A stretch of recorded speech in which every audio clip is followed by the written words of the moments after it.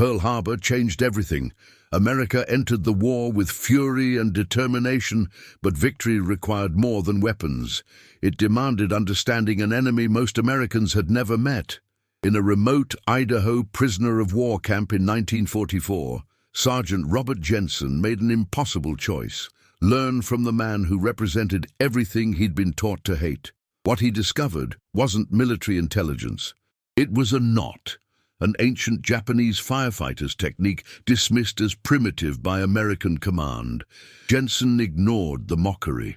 7 years later, when flames devoured his family's barn at 2:47 a.m. on a freezing February night, that knot became the difference between life and death. Camp Minidoka, Idaho, November 12, 1944, 14:35. Hours. The wind cut across the high desert plateau like razors, carrying the smell of sagebrush and military-issue coffee. Sergeant Robert Jensen stamped his boots against the frozen ground outside Barracks 7, watching his breath crystallize in the Idaho cold.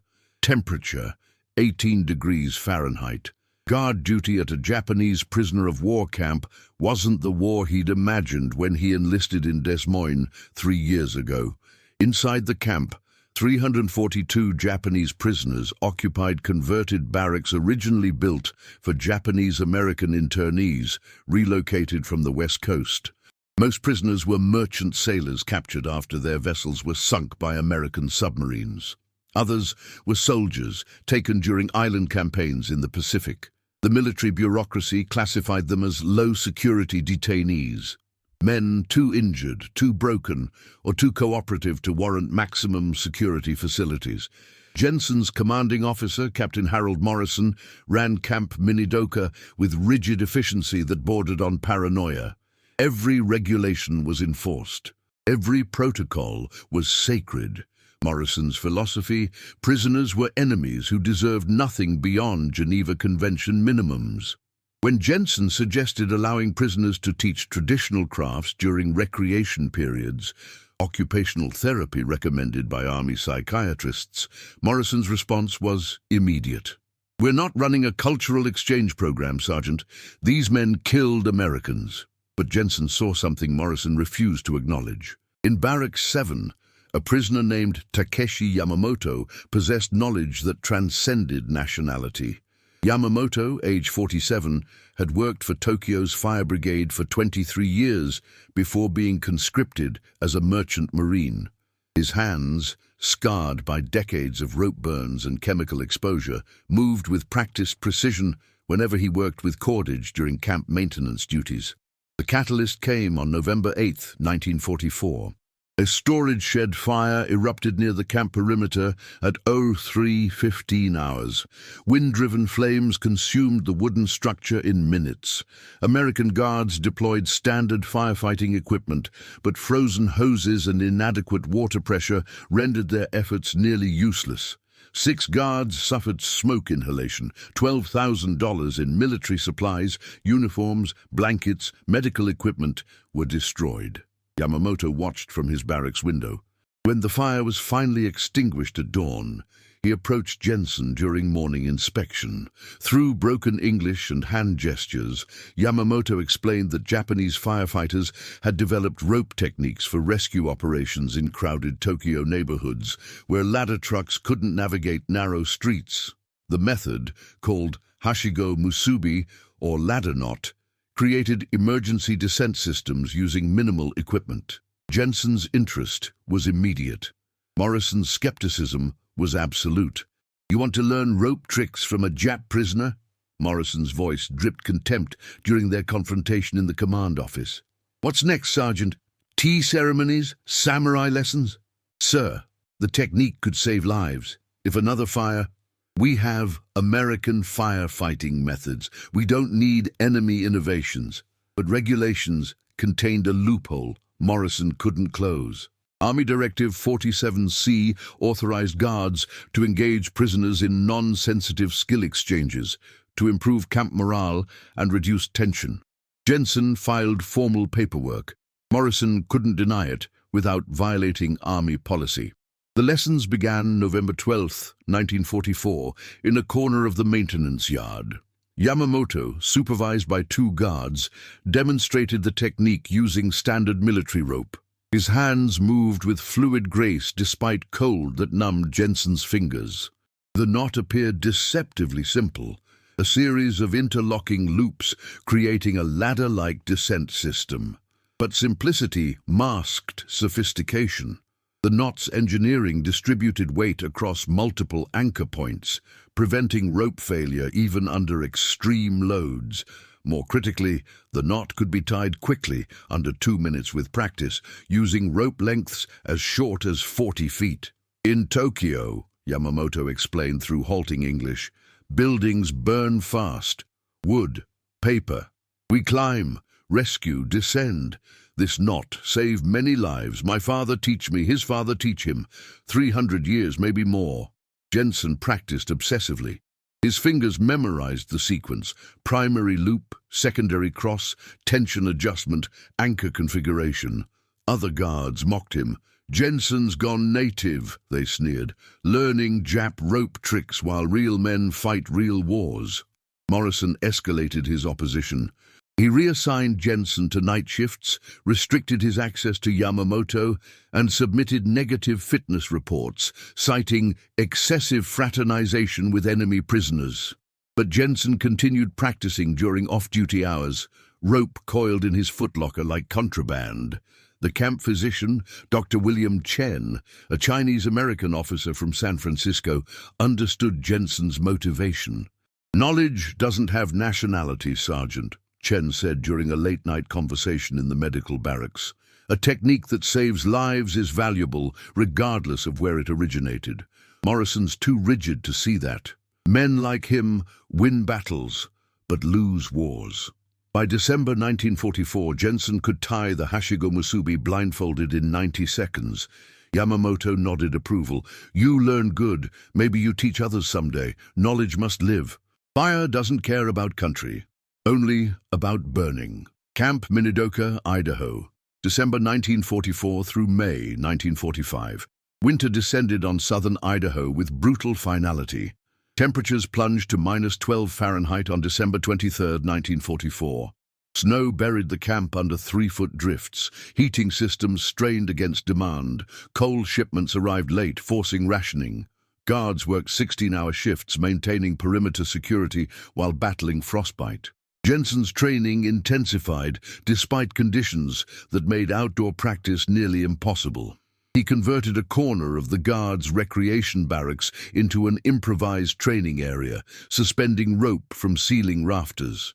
Other guards complained about the noise, the rhythmic sound of rope sliding through metal loops as Jensen practiced descent sequences at midnight. Morrison's hostility solidified into active interference. He restricted Jensen's access to camp rope supplies, citing inventory concerns. When Jensen requisitioned rope through official channels, Morrison denied the requests. "We're a military facility, not a Boy Scout camp," Morrison wrote in his rejection memo. Jensen improvised. He purchased rope with personal funds during rare trips to Twin Falls, the nearest town.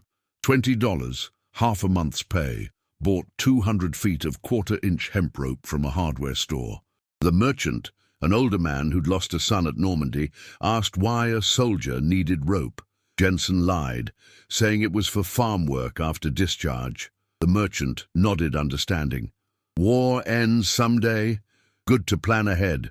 Yamamoto refined Jensen's technique through subtle corrections. Tension here, too loose. Rope slips under weight. Tighter, yes, good.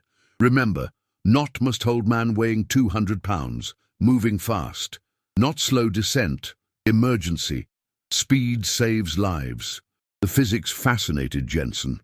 The Hashigo Musubi distributed forces through multiple load-bearing points, creating redundancy impossible with standard American knots. Traditional knots concentrated stress at single failure points. One weak spot meant catastrophic collapse. The Japanese method's interlocking loops shared weight dynamically, compensating automatically as loads shifted during descent. "Why isn't this taught in American firefighting?" Jensen asked during a January session. Yamamoto smiled sadly. Different philosophy.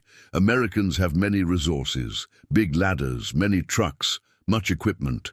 Japanese have less. We must be, he searched for words, clever, creative, make small things do big jobs. But hostility toward Jensen's project extended beyond Morrison's office. Other guards viewed his dedication with suspicion, bordering on accusation. Corporal Mike Stevens, a combat veteran from Oregon who transferred to guard duty after losing an arm at Saipan, confronted Jensen in the mess hall on February 3, 1945. "What the hell are you doing, Jensen? Learning enemy techniques. My friends died fighting Japs. Now you're taking lessons from them?" Jensen met his anger with calm explanation. "I'm learning a life-saving technique. War won't last forever. This knowledge could help civilians back home. Barn fires, house fires, happens every day. Bullshit, you're a traitor." The accusation hung in the air like smoke. Other guards watched the confrontation, measuring Jensen's response. He stood slowly, meeting Stevens's glare. "I enlisted same as you, lost friends same as you, but I won't let hatred blind me to something useful. That's not betrayal, that's pragmatism." Stevens spat on the floor near Jensen's boots and walked away. The relationship between Jensen and many guards never recovered. Isolation became Jensen's constant companion, the price of pursuing knowledge others deemed illegitimate. Dr. Chen provided occasional support, visiting Jensen's training sessions and offering medical perspective. "You're learning biomechanics without realizing it," Chen explained in March 1945.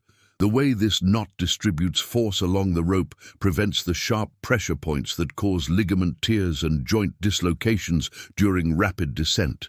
It's brilliant engineering disguised as simple rope work." Yamamoto taught variations for different scenarios: rapid single-person descent, multi-person evacuation, emergency anchor creation using improvised materials. Each variation addressed specific failure modes Jensen hadn't considered. "Fire creates panic," Yamamoto emphasized. "Technique must work when person is afraid, injured, cannot think clearly. Simple is strong, complex breaks under pressure." By April 1945, Jensen had mastered 17 knot variations. His hands moved with unconscious competence, muscle memory transcending conscious thought. Yamamoto declared him proficient. "You teach others now. Knowledge spreads. This is good." But who would Jensen teach? Morrison's hostility ensured no official recognition. The army wouldn't incorporate enemy techniques into training manuals. Fellow guards dismissed the entire project as eccentric obsession. The war ended May 8, 1945, in Europe. Japan surrendered August 15, 1945, after atomic bombs devastated Hiroshima and Nagasaki. Camp Minidoka began prisoner repatriation procedures. Yamamoto received orders for deportation to Japan on September 12, 1945. Their final meeting occurred September 10th in the maintenance yard, where lessons had begun 10 months earlier. Yamamoto presented Jensen with a small leather-bound journal, pages covered in detailed knot diagrams and Japanese annotations. "My teacher give me this. Now I give you. Knowledge continues. Fire will always burn. Someone must know how to fight it." Jensen accepted the journal with gratitude that transcended language. "I'll use this. I promise." Yamamoto boarded a transport truck 2 days later. Jensen never saw him again. Records later confirmed Yamamoto returned to Tokyo, where he resumed work with the rebuilt fire brigade until his death in 1959 at age 62. Jensen received discharge orders October 1945. He returned to Iowa briefly before moving to Idaho, purchasing a small farm outside Pocatello with veterans' benefits. The journal remained in his footlocker, an artifact from a war that seemed increasingly distant as civilian life consumed his attention. Jensen Farm, Pocatello, Idaho, February 17, 1952, 02:47 hours. Robert Jensen woke to screaming. His wife, Sarah's voice raw with terror. "Fire! Robert, the barn's on fire!" His bedroom window glowed orange. He bolted from bed, pulling on boots and coat in one fluid motion. Through the window, flames consumed the barn's western wall, a 40-foot wall of fire climbing toward the hayloft where his two teenage sons, Michael and Thomas, had been sleeping after evening chores. The boys had asked to camp in the loft, a weekend adventure they'd done dozens of times. Jensen had agreed, remembering his own childhood nights sleeping in his father's barn in Iowa. Now that permission became his nightmare. Outside temperature 9 degrees Fahrenheit. Wind speed 23 miles per hour from the northwest, driving flames toward the loft's only staircase exit. The wooden external staircase, their planned escape route, was already engulfed, consumed in the first 2 minutes of the fire. Sarah stood in the farmyard screaming for the boys. No response. Smoke billowed from the loft's upper windows. Jensen sprinted toward the barn, but heat forced him back at 15 feet. The roar was deafening, a living thing consuming wood and hay with insatiable hunger. "Michael, Thomas!" His voice disappeared into the inferno's roar. Then movement. A window on the loft's eastern wall shattered outward. Michael's face appeared, lit by flames behind him. "Dad, we can't get down. Stairs are gone." The loft stood 32 feet above ground. No ladder extended that high. The nearest fire department was in Pocatello, 9 miles away. Response time, minimum 20 minutes. Jensen's sons had minutes, maybe less, before smoke inhalation or structural collapse killed them. Sarah grabbed his arm. "Robert, what do we do? What do we do?" In that moment of absolute crisis, 7 years of dormant knowledge exploded into consciousness. The journal, the technique. Hashigo Musubi. "Get rope!" Jensen shouted. "In the equipment shed, 200 feet, quarter inch, on the 3rd shelf." Sarah ran. Jensen sprinted to the barn's eastern side, away from the main fire. The structure was dying. He could hear beams cracking, feel heat radiating through walls. Minutes remained before total collapse. Sarah returned, dragging the rope coil. Jensen's hands moved automatically, muscle memory overriding panic. His fingers found rope's end, began the sequence Yamamoto had taught him in a frozen prisoner of war camp. Primary loop, secondary cross, tension adjustment. The movements felt natural despite 7 years since last practice. "Michael!" Jensen screamed toward the loft window. "Listen carefully, I'm throwing up a rope. Pull it in and loop it around the support beam behind you." "Dad, I don't know how—" "Just do it! Twice around the beam, then throw the end back down." Michael disappeared. 30 seconds of eternity. Then the rope snaked back down from the window. Jensen caught it, completed the knot configuration. The Hashigo Musubi took form, interlocking loops creating a ladder-like descent system, weight distributed across multiple anchor points. He tested it with his full body weight, 195 pounds. The knot held firm. "Michael, climb out the window and lower yourself using the loops. Don't look down, move fast. Dad, I'm scared." "I know, but the barn's collapsing. Go now." Michael's silhouette appeared in the window. 17 years old, football player, strong but terrified. He swung his legs over the windowsill, found the first rope loop with his boot. His weight transferred to the rope. The knot held. Hand under hand, loop by loop, Michael descended. 25 feet, 20 feet, 15. Behind him, flames broke through the loft floor, consuming the space where he'd been standing 30 seconds earlier. Michael dropped the final 6 feet into his father's arms. They collapsed together into snow. Sarah was sobbing, holding her son. "Thomas!" Jensen screamed upward. "Your turn, same as your brother!" Thomas appeared in the window, 15 years old, smaller than Michael, face blackened by smoke. He climbed onto the sill, grabbed the rope. The barn groaned, a death sound of failing timber. The entire structure was seconds from collapse. Thomas descended faster than Michael, driven by terror and adrenaline. 10 feet from the ground, the main support beam inside failed with a sound like artillery. The barn's western wall collapsed inward, creating a blast of superheated air that knocked Thomas sideways. He lost his grip, falling the final 8 feet. Jensen caught him, both crashing into snow. The impact drove air from Jensen's lungs, but Thomas was alive, coughing but breathing. The family stumbled backward as the entire barn collapsed in a hurricane of sparks and flame. The structure that had stood for 43 years disappeared in less than 5 minutes, consumed completely. The rope, still attached to the now fallen beam, smoldered in the wreckage. Fire trucks arrived at 03:09 hours, 22 minutes after Sarah's 911 call. Chief Walter Hoffman surveyed the total destruction, then turned to Jensen. "How the hell did you get your boys out? That barn was gone in minutes." Jensen stared at the ruins. "A Japanese prisoner of war taught me a knot in 1944. I never thought I'd use it." Hoffman examined the rope remnants, still visible in the wreckage. "This knot configuration, I've never seen anything like it. The anchor system, the load distribution, it's brilliant. Where did you say you learned this?" "Camp Minidoka, from a man named Takeshi Yamamoto, Tokyo Fire Brigade. Pocatello, Idaho and beyond, February 1952 through 1975. News of the rescue spread through Pocatello like the fire that had necessitated it.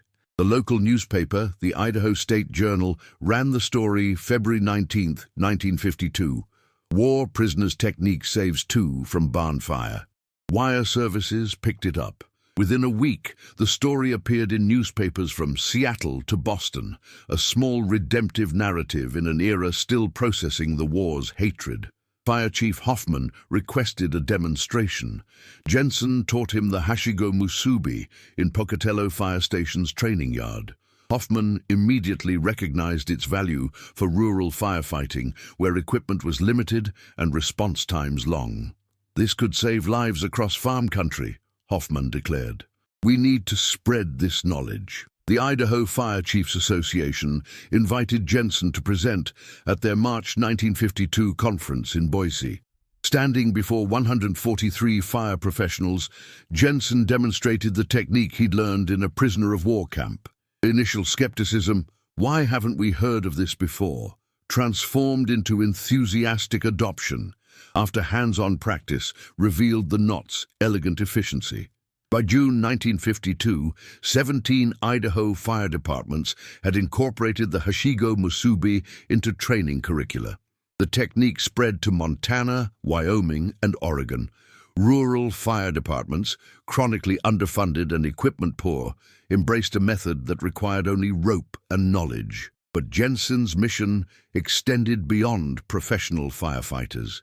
He began teaching civilian workshops at county fairs, 4-H clubs, and farm cooperatives. "Every farmer should know this," Jensen emphasized. "Barn fires happen fast. Professional help arrives slow. This knot could save your family." Between 1952 and 1960, Jensen taught an estimated 2,400 people the Hashigo Musubi technique. Among them was Martha Greer, a widow operating a cattle ranch near Butte, Montana. On November 3, 1954, fire trapped her grandson in their ranch house's second floor. Using the technique Jensen had taught at a county fair 6 months earlier, Greer executed an emergency rope descent that saved the boy's life. The Butte, Montana Standard credited Japanese firefighting technique taught by Idaho veteran. Academic interest followed practical adoption. In 1957, Dr. Raymond Fisher, engineering professor at University of Idaho, published a paper in Fire Safety Journal analyzing the Hashigo Musubi's load distribution mechanics. Fisher's research confirmed what Yamamoto had known intuitively. The knot's interlocking loops created redundancy that prevented catastrophic failure under extreme stress. American rope rescue systems incorporated these principles by 1965. Jensen attempted to locate Yamamoto through military channels and the International Red Cross.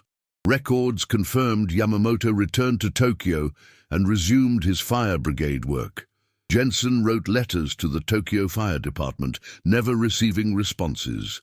Language barriers and bureaucratic indifference made contact impossible. Yamamoto died in 1959, never knowing his technique had saved lives across America. The Jensen family rebuilt their barn by summer 1952. Neighbors contributed labor and materials, a community response characteristic of rural Idaho. Michael and Thomas Jensen both survived without lasting physical injury. Michael became a firefighter in Spokane, Washington, eventually rising to battalion chief. He taught the Hashigo Musubi to every recruit under his command. Thomas became an agricultural engineer, incorporating fire safety designs into barn construction plans that influenced building codes across the Northwest. Sarah Jensen, who'd stood helpless in the farmyard watching her sons trapped in flames, became an advocate for rural fire safety education. She established the Idaho Rural Fire Safety Foundation in 1963, providing free training materials to remote communities. The foundation taught Yamamoto's technique alongside conventional fire prevention methods. Recognition arrived slowly for Yamamoto's contribution. In 1968, the Japanese-American Citizens League learned of the story through Michael Jensen, who'd met a Japanese-American firefighter in Spokane. The League contacted Jensen, asking permission to honor Yamamoto's memory. Jensen agreed enthusiastically.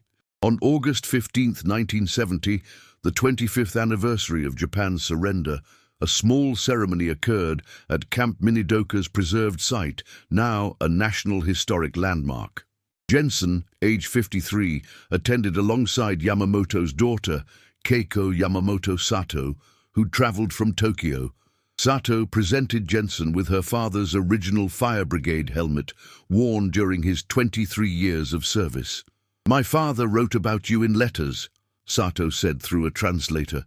"He said you were a student who understood that knowledge transcends conflict. He would be honored that his teaching saved your sons." Jensen wept openly.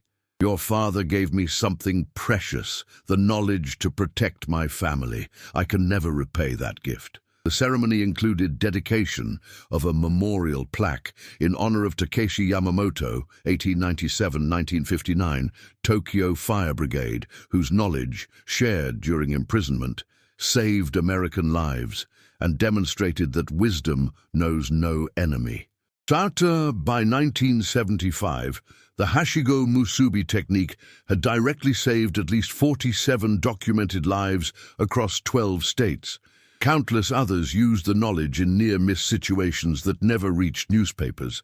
The technique entered American fire rescue curriculum through practical adoption rather than official mandate, a grassroots acceptance that validated its value.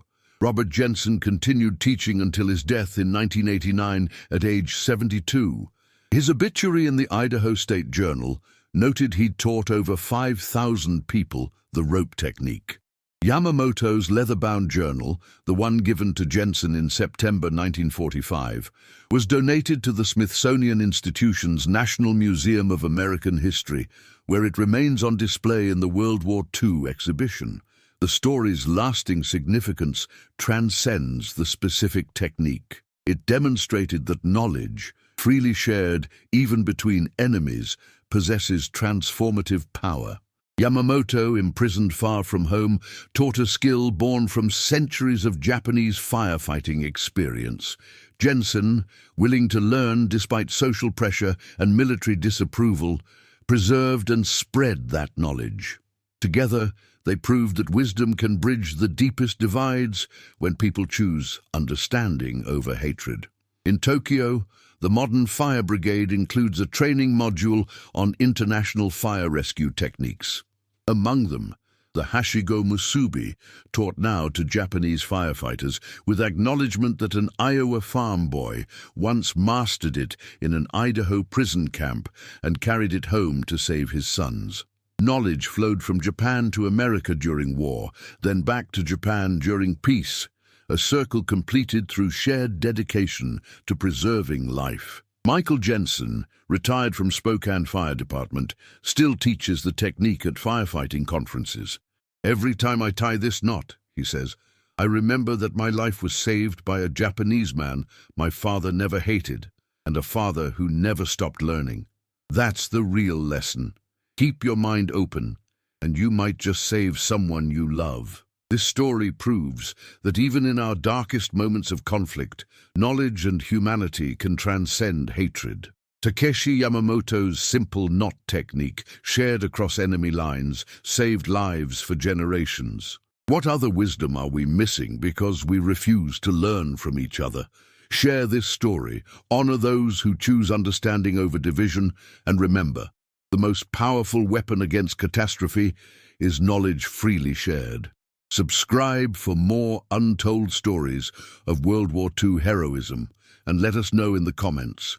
Have you ever learned something valuable from an unexpected source? History teaches us that sometimes our greatest teachers come from the most unlikely places.